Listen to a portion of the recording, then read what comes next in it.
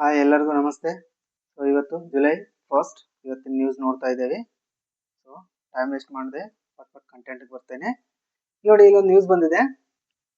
ಲಗಾನ್ 25 ಅಂತ ಬಂದಿದೆ. ಲಗಾನ್ 25 ಅಮೀರ್ ಖಾನ್ ಅವರ ನಗುಮುಖದ ಒಂದು ಚಿತ್ರ ಇದೆ. ಲಗಾನ್ ಚಿತ್ರಕ್ಕೆ 25 ವರ್ಷ ಸಂಭ್ರಮಕ್ಕಾಗಿ ಭಾರತೀಯ ಅಂಚೆ ಇಲಾಖೆ ಅಂದ್ರೆ ನಮ್ಮ ಪೋಸ್ಟ್ ಆಫೀಸ್, ನಾನು ಕೆಲಸ ಮಾಡುವಂತ ನನ್ನ ಇಲಾಖೆ ಬಿಡುಗಡೆ ಮಾಡಿರುವ ಲಕೋಟೆಯನ್ನು ಹಿಡಿದು ಫೋಟೋಗೆ ಪೋಸ್ ನೀಡಿದ ಚಿತ್ರದ ನಿರ್ಮಾಪಕ ನಟ ಅಮೀರ್ ಖಾನ್. ಸೊ ಲಗಾನ್ ಚಿತ್ರ ಬಂದು 25 ವರ್ಷ ಆಯ್ತಂತೆ. ಆ ಲಗಾನ್ ಚಿತ್ರದ ಬಗ್ಗೆ ಒಂದೆರಡು ಇಂಪಾರ್ಟೆಂಟ್ಸ್ ಏನಿದೆ ಅಂತ ನೋಡೋಣ. ಸೊ ಭಾರತೀಯ ಸಿನಿಮಾದಲ್ಲಿ ಐತಿಹಾಸಿಕ ಮೈಲುಗಲ್ಲಾದ ಲಗಾನ್ ಚಲನಚಿತ್ರ ಬಿಡುಗಡೆಯಾಗಿ 25 ವರ್ಷ ಪೂರ್ಣಗೊಂಡಿದೆ ಅಂತ. ಈ ಚಿತ್ರದಲ್ಲಿ ಅಮೀರ್ ಖಾನ್ ನಮ್ಗೆಲ್ಲ ಗೊತ್ತೇ ಇರುತ್ತೆ. ನೆಕ್ಸ್ಟ್ ಇದು ಏನಪ್ಪ ಈ ಚಿತ್ರದಲ್ಲಿ ಅಂದ್ರೆ ಕ್ರಿಕೆಟ್ ಮತ್ತು ಸ್ವಾತಂತ್ರ್ಯ ಪೂರ್ವದ ಭಾರತದ ಗ್ರಾಮೀಣ ಜೀವನವನ್ನು ಆಧರಿಸಿ ನಿರ್ಮಿಸಲಾಗಿದೆ. ಈ ಚಿತ್ರಕ್ಕೆ ಬೆಸ್ಟ್ ಫಾರಿನ್ ಲ್ಯಾಂಗ್ವೇಜ್ ಫಿಲ್ಮ್ ವಿಭಾಗದಲ್ಲಿ ಅಕಾಡೆಮಿ ಅವಾರ್ಡ್ಸ್ಗೆ ಪ್ರಶಸ್ತಿ ನಾಮನಿರ್ದೇಶನ ದೊರೆತಿತ್ತು. ನಾಮನಿರ್ದೇಶನ ಅಂದ್ರೆ ನಾಮಿನೇಟೆಡ್ ಆಗಿತ್ತು. ಇಷ್ಟು ನೆನಪಿರ್ಲಿ ಈ ಫಿಲ್ಮ್ ಬಗ್ಗೆ. ಇದು ಬಿಡುಗಡೆಯಾದ ವರ್ಷ 2001. ಪ್ರಮುಖ ನಟ ಅಮೀರ್ ಖಾನ್. ಇದರ ನಿರ್ದೇಶಕ ನಮ್ಗೆ ಗೊತ್ತಿರಲ್ಲ, ಹೀರೋ ಗೊತ್ತಿರ್ತಾರೆ, ಡೈರೆಕ್ಟರ್ ಗೊತ್ತಿರಲ್ಲ. ಅಶುತೋಷ್ ಗೌರಿಕರ್ ಇವರು ಡೈರೆಕ್ಟರ್ ಆಗಿದ್ರು. ಆಮೇಲೆ ಹಿನ್ನೆಲೆ ಏನಂದ್ರೆ ಬ್ರಿಟಿಷರ ಆಳ್ವಿಕೆ ಕಾಲ. ಪ್ರಮುಖ ವಿಷಯ ಏನಿತ್ತಂದ್ರೆ ಇದರಲ್ಲಿ ಭೂ ತೆರಿಗೆ, ಲ್ಯಾಂಡ್ ರೆವೆನ್ಯೂ ಮತ್ತು ಕ್ರಿಕೆಟ್. ಆಸ್ಕರ್ ಪ್ರಶಸ್ತಿಗೆ ಭಾರತದಿಂದ ಅಧಿಕೃತವಾಗಿ ಆಯ್ಕೆಯಾದ ಚಿತ್ರ. ಅಂದ್ರೆ ಇದು ನಾಮಿನೇಟ್ ಆಗಿತ್ತು ಬಟ್ ವಿನ್ ಆಗಿಲ್ಲ. ಆಸ್ಕರ್ ಪ್ರಶಸ್ತಿ ನಾಮಿನೇಟ್ ಆಗಿತ್ತು, ವಿನ್ ಆಗಲಿಲ್ಲ. ಈ ಫಿಲ್ಮ್ ಬದಲಾಗಿ ನೋ ಮ್ಯಾನ್ಸ್ ಲ್ಯಾಂಡ್ ಅನ್ನೋ ಒಂದು ಬೇರೆ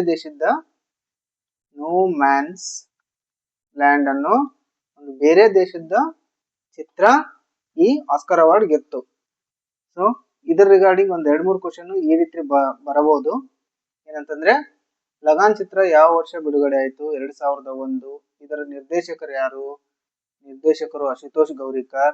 ಆಮೇಲೆ ಲಗಾನ್ ಚಿತ್ರ ಯಾವ ಪ್ರಶಸ್ತಿಗೆ ನಾಮನಿರ್ದೇಶನಗೊಂಡಿತ್ತು ಅಂತಂದ್ರೆ ಅಕಾಡೆಮಿ ಅವಾರ್ಡ್ಸ್, ಆಸ್ಕರ್ ನಾಮನಿರ್ದೇಶನಗೊಂಡಿತ್ತು. ಆಮೇಲೆ ಲಗಾನ್ ಚಿತ್ರದ ಪ್ರಮುಖ ವಿಷಯ ಏನಿತ್ತಪ್ಪ ಅಂತಂದ್ರೆ ಭೂ ತೆರಿಗೆ ಮತ್ತು ಕ್ರಿಕೆಟ್. ಸೊ ಈಗ ನೆಕ್ಸ್ಟ್ ಟಾಪಿಕ್ ಹೋಗ್ತಾ ಇದ್ದೇನೆ ನಾನು. ನೆಕ್ಸ್ಟ್ ಟಾಪಿಕ್ ಇಲ್ಲಿ ಬಂದಿದೆ ನೋಡಿ, ಡ್ರಗ್ಸ್ ಮುಕ್ತ ಕರ್ನಾಟಕ ಗುರಿ. Operation rice. ಬೇಡ ಬ್ರೋ, ಎಷ್ಟು ಚೆನ್ನಾಗಿಟ್ಟಿದ್ದಾರೆ ನೋಡಿ ಇದನ್ನ ಅಭಿಯಾನ. ಬೇಡ ಬ್ರೋ ಸಿಎಂ ಚಾಲನೆ ಅಂತ. ಇದ್ರ ಬಗ್ಗೆ ಎಕ್ಸಾಮ್ ಪಾಯಿಂಟ್ ಆಫ್ ವ್ಯೂ ಒಂದ್ 2-3 ಪಾಯಿಂಟ್ ಏನಿದೆ ಅಂತ ನಾವು ನೋಡ್ಕೊಂಡು ಬರೋಣ. ಕರ್ನಾಟಕ ಸರ್ಕಾರವು ಶಾಲಾ ಹಾಗೂ ಕಾಲೇಜು ವಿದ್ಯಾರ್ಥಿಗಳಲ್ಲಿ ಹೆಚ್ಚುತ್ತಿರುವ ಮಾದಕ ವಸ್ತುಗಳ ದುರುಪಯೋಗಗಳನ್ನು ತಡೆಯುವ ಉದ್ದೇಶದಿಂದ ಏನ್ ಮಾಡ್ತಾ ಇದೆ? ಆಪರೇಷನ್ ರೈಸ್ ಕಾರ್ಯಕ್ರಮ ಮತ್ತು ಬೇಡ ಬ್ರೋ ಅಭಿಯಾನಕ್ಕೆ ಚಾಲನೆ ನೀಡಿದ್ದಾರೆ. ಈ ಆಪರೇಷನ್ ರೈಸ್ ಕಾರ್ಯಕ್ರಮ ಏನಂತಂದ್ರೆ ಡ್ರಗ್ಸ್ ಮಾರಾಟದ ನಿಯಂತ್ರಣ ಮಾಡಿದ್ರೆ, ನೆಕ್ಸ್ಟ್ ಈ ಬೇಡ ಬ್ರೋ ಅನ್ನೋ ಒಂದು ಅಭಿಯಾನ ಏನಿದೆ ಅಂದ್ರೆ ಮಾದಕ ವ್ಯಸನವನ್ನು ತಡೆಗಟ್ಟಲು ಮಾಡುವ ಒಂದು ಜಾಗೃತಿ ಕಾರ್ಯಕ್ರಮ. ಇದ್ರದ್ದು ಡಿಫರೆನ್ಸ್ ಜಸ್ಟ್ ಗೊತ್ತಿರ್ಲಿ. ನೆಕ್ಸ್ಟ್ ಇಲ್ಲೊಂದು ಆಕ್ಟ್ ಇದೆ ನೋಡಿ, ಇದೊಂದು act very important. NDPS act 1985 ಅಂದ್ರೆ ಮಾದಕ ವಸ್ತುಗಳನ್ನು ದುರುಪಯೋಗವನ್ನು ತಡೆಗಟ್ಟುವ ಉದ್ದೇಶದಿಂದ ಒಂದು ತಂದಂತ ಆಕ್ಟ್ ಇದು. ಅಂದ್ರೆ narcotic drugs and psychotropic substances act 1985 ಭಾರತದಲ್ಲಿ ಮಾದಕ ವಸ್ತುಗಳ ಉತ್ಪಾದನೆ, ಸಂಗ್ರಹಣೆ, ಸಾಗಣೆ, ಮಾರಾಟ ಮತ್ತು ಬಳಕೆಯನ್ನು ನಿಯಂತ್ರಿಸುವ ಪ್ರಮುಖ ಕಾನೂನು. ಯಾವಾಗ ಜಾರಿಗೆ ಬಂದಿದೆ? 1985, 1985. ನೆಕ್ಸ್ಟ್ ಇದರಲ್ಲಿ ಕಠಿಣ ಶಿಕ್ಷೆಗಳ ವ್ಯವಸ್ಥೆ ಇದೆ. ಡ್ರಗ್ಸ್ ಕಳ್ಳ ಸಾಗಣೆ ತಡೆಗೆ ಇದೊಂದು ಪ್ರಮುಖ ಕಾರಣ. ಈಗ ನಮ್ಮ ಕರ್ನಾಟಕ ಗೌರ್ಮೆಂಟ್ ತಂದಂತ ಒಂದು ರೈಸ್ ಕಾರ್ಯಕ್ರಮ ಏನಿತ್ತಲ್ಲ, ಈ ರೈಸ್ ಕಾರ್ಯಕ್ರಮದಲ್ಲಿ ಈ 4 ಅಕ್ಷರಗಳು ಅಲ್ಫಾಬೆಟ್ಸ್ ಏನೇನು ಸೂಚಿಸ್ತವೆ ಅಂತ ಜಸ್ಟ್ ಒಮ್ಮೆ ಕ್ಲಿಕ್ ನೆನ್ಪಿಟ್ಕೊಳ್ಳಿ. ಆರ್ ಅಂದ್ರೆ ರೆಫ್ಯೂಸ್, ನಿರಾಕರಿಸು. ಐ ಅಂದ್ರೆ ಇನ್ಫಾರ್ಮ್, ಮಾಹಿತಿ ನೀಡಿದ್ರು ಕೂಡ ಬಹುಮಾನ ಘೋಷಿಸ್ತಾ ಇದೆ. ಮಾಹಿತಿ ಯಾರು ನೀಡ್ತಾರೆ ಅವ್ರಿಗೆ ಬಹುಮಾನ ಇದೆ ಡ್ರಗ್ಸ್ ರಿಗಾರ್ಡಿಂಗ್. ನೆಕ್ಸ್ಟ್ ಎಸ್ ಅಂದ್ರೆ ಸಪೋರ್ಟ್, ಬೆಂಬಲಿಸಿ. ಇ ಅಂದ್ರೆ ಎಂಪವರ್, ಸಬಲೀಕರಿಸಿ ಅಂತ ಇದರದ್ದು ಫುಲ್ ಫಾರ್ಮ್ ಇದೆ. ನೆಕ್ಸ್ಟ್ ನಮ್ಮ ಸಂವಿಧಾನದ ಸಂಬಂಧ ಏನಾರು ಇದೆಯಾ ಈ ಡ್ರಗ್ಸ್ ರಿಲೇಟೆಡ್ ಅಂತಂದ್ರೆ DPSP directive principles of state policy ಅಂದ್ರೆ ನಮ್ಮ ರಾಜ್ಯ ನಿರ್ದೇಶಕ ತತ್ವಗಳಲ್ಲಿ 47ನೇ ವಿಧಿ ಬರುತ್ತೆ. 47 ಅಂದ್ರೆ 47ನೇ ವಿಧಿ ಬರುತ್ತೆ. 47ನೇ ವಿಧಿ ಏನ್ ಹೇಳ್ತಂದ್ರೆ ಮಾದಕ ದ್ರವ್ಯ ಮತ್ತು ಅಮಲು ಪದಾರ್ಥಗಳ ನಿಷೇಧ ಮಾಡಬೇಕು ರಾಜ್ಯ ಅಂತ. ಈ ನಿಷೇಧದಿಂದ ಸಾರ್ವಜನಿಕ ಆರೋಗ್ಯವನ್ನು ಸುಧಾರಿಸುವುದು ಮತ್ತು ಆರೋಗ್ಯಕ್ಕೆ ಹಾನಿಕರವಾದ ಮಾದಕ ವಸ್ತುಗಳ ಬಳಕೆಯನ್ನು ನಿಯಂತ್ರಿಸುವುದು ಅಂತೇಳಿ ನಮ್ಮ ಸಂವಿಧಾನದ 47ನೇ ವಿಧಿ ಹೇಳುತ್ತೆ. ಸೊ ಹಂಗಾಗಿ ಈ ಡ್ರಗ್ಸ್ ರಿಲೇಟೆಡ್ ಏನಾದ್ರೂ ಕ್ವಶನ್ಸ್ ಬಂದಿದಾವ ಅಂದ್ರೆ ಪ್ರೀವಿಯಸ್ ಕ್ವಶನ್ಸ್ ಯಾವ ರೀತಿ ಬಂದಿದಾವೆ ನೋಡಿ. ಇಲ್ಲಿ ಒಂದು ಕ್ವಶನ್ ಇದೆ, NDPS ಆಕ್ಟ್ ಯಾವ ವರ್ಷ ಜಾರಿಗೆ ಬಂದಿತು ಅಂತ ಕ್ವಶನ್ ಇದೆ. ಇದು ಯಾವಾಗ ಜಾರಿಗೆ ಬಂದಿತು ಅಂತಂದ್ರೆ 1985. ನೆಕ್ಸ್ಟ್ ಇದೊಂದು ಭಾರತದಲ್ಲಿ ಮಾದಕ ವಸ್ತುಗಳ ನಿಯಂತ್ರಣಕ್ಕೆ ಒಂದು ಪ್ರಮುಖ ಕಾನೂನು. ಈಗ ಜಸ್ಟ್ ನೋಡಿದ್ವಿ ಮುಂಚೆನೆ. ನೆಕ್ಸ್ಟ್ ಇನ್ನೊಂದು ಕ್ವಶನ್ ಬಂದಿತ್ತು ನೋಡಿ ಇದರ related, narcotics control bureau NCB ಅಂತ ಹೇಳ್ತಾರೆ ಇದನ್ನ. NCB ಇದು ಯಾವ ಸಚಿವಾಲಯದ ಅಧೀನದಲ್ಲಿ ಇದೆ ಅಂತ ಕ್ವಶನ್ ಬಂದಿತ್ತು. ಇಲ್ಲಿ ಫೈನಾನ್ಸ್ ಮಿನಿಸ್ಟರ್ ಇದೆ, ಇದನ್ನಂತೂ ನಾವು ಖಂಡಿತವಾಗಿ ಹಾಕೋದಿಲ್ಲ, ಎಲ್ಲರಿಗೂ ಗೊತ್ತೇ ಇರುತ್ತೆ. ಡಿಫೆನ್ಸ್ ಆಗೋದಿಲ್ಲ. ಇಲ್ಲಿ ಹೋಮ್ ಮಿನಿಸ್ಟರ್ ಇದೆ ನೋಡಿ, ಹೋಮ್ ಮಿನಿಸ್ಟರ್ ಇದಕ್ಕೆ ಸರಿಯಾದ ಉತ್ತರ. ನಾವು ಎಷ್ಟೋ ಸಾರಿ ಹೆಲ್ತ್ ಮಿನಿಸ್ಟರ್ ಅಂತ ತಿಳ್ಕೊಂಡ್ಬಿಡ್ತೇವೆ, ಇದು ಕೂಡ ತಪ್ಪು. ಈ NCB ಏನಿದೆ ನಾರ್ಕೋಟಿಕ್ಸ್ ಕಂಟ್ರೋಲ್ ಬ್ಯೂರೋ, ಇದು ಕೇಂದ್ರ ಗೃಹ ಸಚಿವಾಲಯದ ಅಧೀನದಲ್ಲಿ ಬರುವಂತ ಒಂದು ಸಂಸ್ಥೆ. ಮತ್ತೆ ಕ್ವಶನ್ ಬಂದ್ರೆ ಆರ್ಟಿಕಲ್ 47 ಬರ್ಬೋದು. ಆರ್ಟಿಕಲ್ 47 ಯಾವುದಕ್ಕೆ ಸಂಬಂಧಿಸಿದೆ? ಸಾರ್ವಜನಿಕ ಆರೋಗ್ಯ. ಭಾರತ ಸಂವಿಧಾನದ 47ನೇ ವಿಧಿ ಸಾರ್ವಜನಿಕ ಆರೋಗ್ಯಕ್ಕೆ ಸಂಬಂಧಿಸಿದೆ. ನೆಕ್ಸ್ಟ್ ನೋಡಿ ಈ ರೀತಿ ಒಂದು ಕ್ವಶನ್ ಉದ್ಭವ ಆದ್ರೂ ಆಗ್ಬೋದು. ಈ ರೈಸ್ ಕಾರ್ಯಕ್ರಮ ಕರ್ನಾಟಕ ಸರ್ಕಾರದಾಗಿರೋದ್ರಿಂದ ಕರ್ನಾಟಕದ ಮೇಲೆ ಏನಾದ್ರು ಕರೆಂಟ್ ಅಫೇರ್ಸ್ ಕೇಳ್ತಾರೆ ಅಂದ್ರೆ ಇಂಥವೆಲ್ಲ ವಿಷಯಗಳು ಬರ್ತಾವೆ. ರೈಸ್ ಕಾರ್ಯಕ್ರಮದಲ್ಲಿ ಎಸ್ ಎಂದರೆ ಏನು ಅಂತಂದ್ರೆ, ಎಸ್ ಅಂದ್ರೆ ಈಗಾಗಲೇ ನಾವು ನೋಡಿದ್ವಿ, ಎಸ್ ಅಂದ್ರೆ ಸಪೋರ್ಟ್. ಸೊ ನೆಕ್ಸ್ಟ್ ಈ ರೀತಿ ಒಂದು ಕ್ವಶನ್ ಬಂದಿತ್ತು. ಇದು ಬಂದಂತ ಕ್ವಶನ್ ಏನಂತಂದ್ರೆ ಕೆಳಗಿನ ಹೇಳಿಕೆಗಳನ್ನು ಪರಿಗಣಿಸಿ. NDPS ಆಕ್ಟ್ 1985 ರಲ್ಲಿ ಜಾರಿಗೆ ಬಂದಿದೆ. NCB 1986ರಲ್ಲಿ ಸ್ಥಾಪನೆಯಾಯಿತು. ಆರ್ಟಿಕಲ್ 47 ಸಾರ್ವಜನಿಕ ಆರೋಗ್ಯಕ್ಕೆ ಸಂಬಂಧಿಸಿದೆ.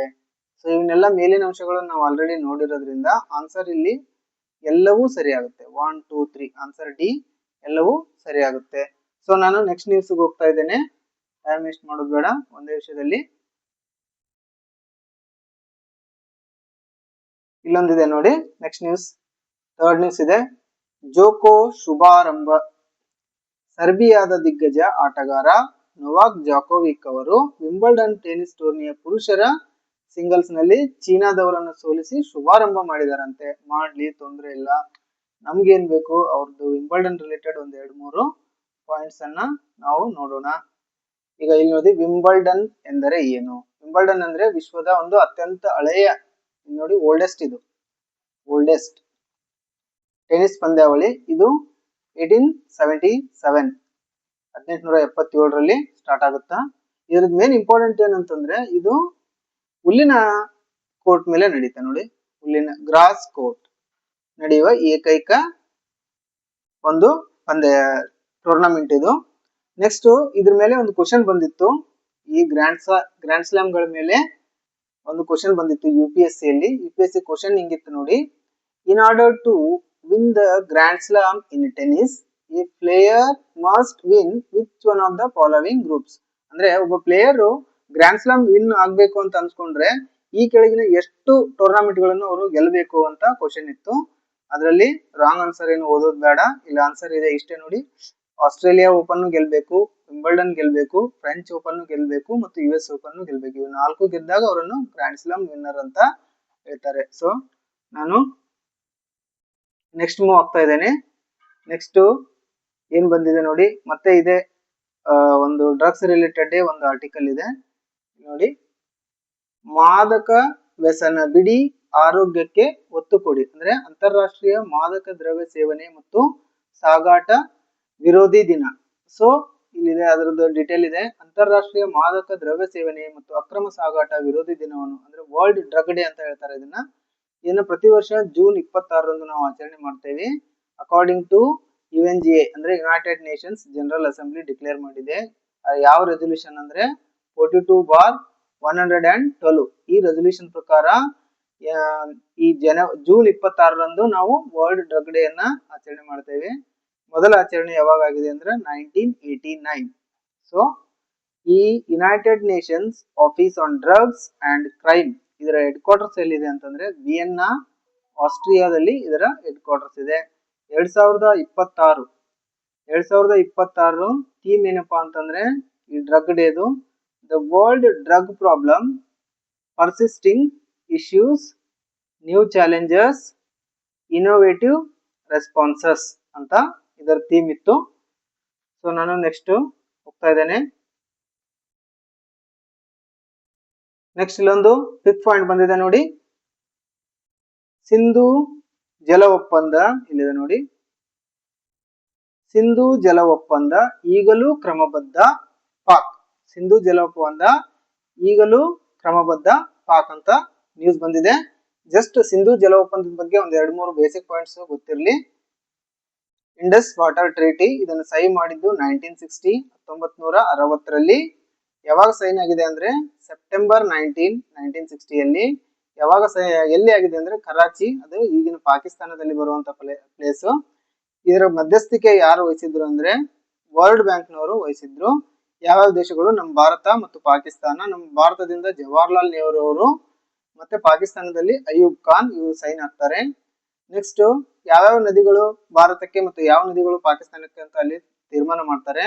ಅಂದ್ರೆ ಈ ಪೂರ್ವಕ್ಕೆ ಹರಿಯುವಂತ ನದಿಗಳಾದಂತ ರಾವಿ ರಿವರ್, ಬಿಯಾಸ್ ರಿವರ್ ಮತ್ತು ಸಟ್ಲೇಜ್ ರಿವರ್, ಇವು ಪೂರ್ವಕ್ಕೆ ಹರಿಯುವ ನದಿಗಳು ಭಾರತಕ್ಕೆ. ಮತ್ತೆ ಆಮೇಲೆ ಪಾಕಿಸ್ತಾನಕ್ಕೆ ಪಶ್ಚಿಮಕ್ಕೆ ಹರಿಯುವಂತಹ ನದಿಗಳಾದಂತ ಇಂಡಸ್ ರಿವರ್, ಜೇಲಂ ರಿವರ್ ಮತ್ತು ಚೆನಾಬ್ ರಿವರ್, ಇವುಗಳು ಪಾಕಿಸ್ತಾನಕ್ಕೆ ಹಂಚಿಕೆ ಆಗ್ತವೆ. ಈ ಭಾರತಕ್ಕೆ ಏನ್ ಈಸ್ಟರ್ನ್ ರಿವರ್ ಇದಾವಲ್ಲ, ಇವು ರಾವಿ, ಬಿಯಾಸ್ ಮತ್ತು ಸಟ್ಲೇಜ್. ಇದನ್ನ ನಾವು ನೆನ್ಪಿಟ್ಕೊಳ್ಳಿಕ್ಕೆ ನಾನು ರಾಬಿನ್ ಸಿಂಗ್ ಅಂದ್ರೆ ಇವರೊಬ್ಬ ಕ್ರಿಕೆಟರ್, ಇವರು ಇಂಡಿಯನ್ ಕ್ರಿಕೆಟರ್. ಇವ್ರ ಹೆಸರನ್ನ ನಾನು ನೆನ್ಪಿಟ್ಕೊಳ್ತಾ ಇದ್ದೆ. ರಾಬಿನ್ ಅಂತಂದ್ರೆ ರಾವಿ ನದಿ, ಬಿ ಅಂದ್ರೆ ಬಿಯಾಸ್ ನದಿ ಮತ್ತು ಸಿಂಗ್ ಎಸ್ ಬಂದ್ರೆ ಸಟ್ಲೇಜ್ ನದಿ ಅಂತ ಈ ರೀತಿ ನಾನು ಒಂದು ನೆನ್ಪಿಟ್ಕೊಳ್ತಾ ಇದ್ದೆ. ನಿಮ್ಗೆ ಯಾವ್ದು ಟ್ರಿಕ್ ಇದೆ ಆ ರೀತಿ ಇದನ್ನ ನೆನ್ಪಿಟ್ಕೋಬಹುದು. ಸೊ ಇದರಲ್ಲಿ ನೋಡಿ, ಇದನ್ನು ಭಾರತ ಮತ್ತು ಪಾಕಿಸ್ತಾನ ನಡುವೆ ಮಾಡಲಾಗೈತಿ. ಆಮೇಲೆ ಇದು ವಿಶ್ವ ಬ್ಯಾಂಕ್ ಇದಕ್ಕೆ ಮಧ್ಯಸ್ಥಿಕೆ ವಹಿಸಿದೆ. ಆಮೇಲೆ ಪರ್ಮನೆಂಟ್ ಇಂಡಸ್ ಕಮಿಷನ್ ಅನ್ನು ಈ ಒಪ್ಪಂದದಡಿ ರಚಿಸಲಾಗಿದೆ. ನೋಡಿ, ಒಂದು ಪರ್ಮನೆಂಟ್ ಇಂಡಸ್ ಕಮಿಷನ್ ಅನ್ನು ಈ ಒಪ್ಪಂದದಲ್ಲಿ ರಚಿಸಲಾಗಿದೆ. ಭಾರತ ಇರ್ಬೋದು ಮತ್ತು ಪಾಕಿಸ್ತಾನ ಇರ್ಬೋದು, ಪ್ರತಿ ವರ್ಷ ಇವರಿಗೆ ಕಮಿಷನರ್, ಈ ಇಂಡಸ್ ಪರ್ಮನೆಂಟ್ ಕಮಿಷನ್ ಇದೇನಲ್ಲ, ಇದಕ್ಕೊಂದು ಕಮಿಷನರ್ ನನ್ನ ನೇಮಕ ಮಾಡ್ತಾರೆ. 2021ರಲ್ಲಿ ಒಂದು ಪ್ರಿಲಿಮಿನರಿ UPSC ಪ್ರಿಲಿಮಿನರಿ ಎಕ್ಸಾಮ್ ನಲ್ಲಿ ಒಂದು ಕ್ವಶನ್ ಬಂದಿದೆ ಇಂಡಸ್ ರಿವರ್ ಸಿಸ್ಟಮ್ ಮೇಲೆ.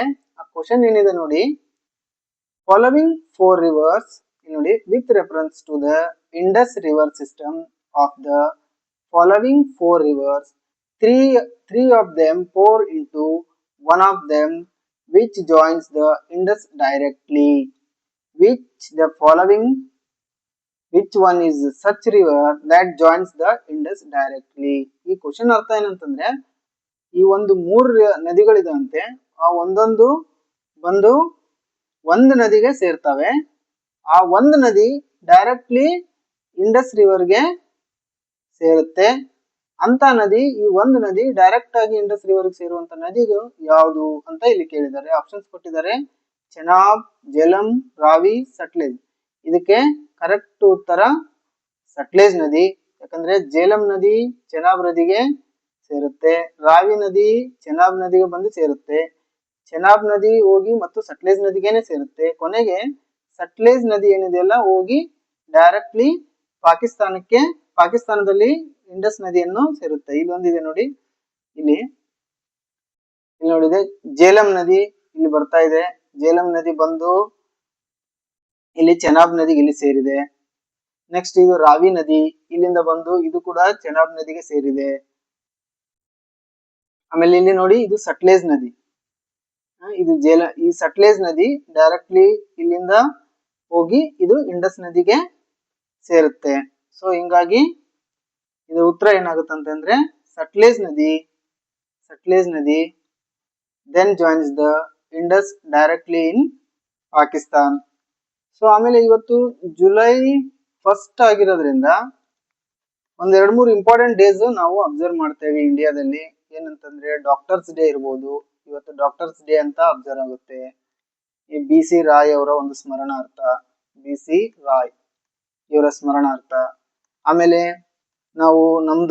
ನಾನು ಪೋಸ್ಟ್ ಆಫೀಸ್ ಅಲ್ಲಿ ಕೆಲಸ ಮಾಡೋದ್ರಿಂದ ನನಗೆ ಒಂದು ಹೆಮ್ಮಿದೆ, postal workers day. Postal workers day ಇವತ್ತು ಆಚರಣೆ ಆಗುತ್ತೆ. ನೆಕ್ಸ್ಟ್ 3ನೇದಾಗಿ CA, ಈ ಚಾರ್ಟರ್ಡ್ ಅಕೌಂಟ್ಸ್ ಇರ್ತಾರಲ್ಲ, ಇವ್ರದ್ದು ಕೂಡ ಜುಲೈ 1 ಚಾರ್ಟರ್ಡ್ ಅಕೌಂಟ್ಸ್ ಡೇ ಆಚರಣೆ ಆಗುತ್ತೆ. ಆಮೇಲೆ SBI ಫೌಂಡೇಶನ್ ಡೇನು ಕೂಡ ಇವತ್ತೇ ಇದೆ. SBI ಬ್ಯಾಂಕ್ದು ಇವತ್ತು ಫೌಂಡೇಶನ್ ಡೇ. ಆಮೇಲೆ GST ಡೇ, ಇದು ನಿಮ್ಗೆಲ್ಲ ಗೊತ್ತೇ ಇದೆ. GST day July 1. ಇದು 2017ರಿಂದ ಆಚರಣೆ ಮಾಡ್ತಾ ಬಂದಿದ್ದೇವೆ. ಸೊ ಇದು ಇವತ್ತಿನ ಕುಕ್ಲಿಕ್ಸ್. Thank you, bye.